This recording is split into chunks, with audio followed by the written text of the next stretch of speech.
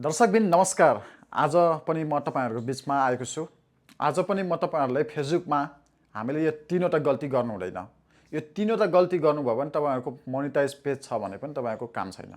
त्यसैले गर्दा यो तीनवटा गल्ती नगर्नुस्। के हो त? फर्स्टमा तपाईहरुले चाहिँ सुरुमै धेरै जनालाई इन्भाइट नगर्नुस्। धेरै जनालाई इन्भाइट गर्नुभयो भने तपाईहरुको पेज तपाईको पोलिसी भन्दा बाहिर आउनेछ र तपाईको पेज उड्न सक्छ अथवा मोनिटाइज हुँदैन।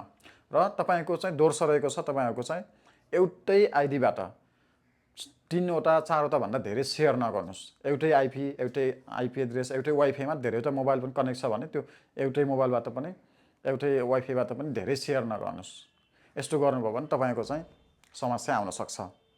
र अर्को रहेको छ तपाईको चाहिँ फेसबुकमा तपाईको चाहिँ अनअरिजिनल भिडियोहरु डुप्लिकेट भिडियोहरु नहाल्नुस्। यस्तो गर्नु तपाईको 2 मिनेटमै तपाईको पेज फ्रिज हुनेछ र ड्यामेज हुनेछ। तपाईको कन्टेन्ट मोनेटाइजेसन भाइलेस आउनेछ अनि यस्तो भयो भने तपाईले पेज बनाउन धेरै मुस्किल हुन्छ। मेरो एउटा पेज बिग्रेको थियो। त्यो पेज बनाउन 1.5 सालसम्म बनिसकेको छैन। त्यसले गर्दा पेज बिग्र्यो भने त्यो सकियो। त्यसैले गर्दा यी यस्ता गल्तीहरु नगर्नुस्।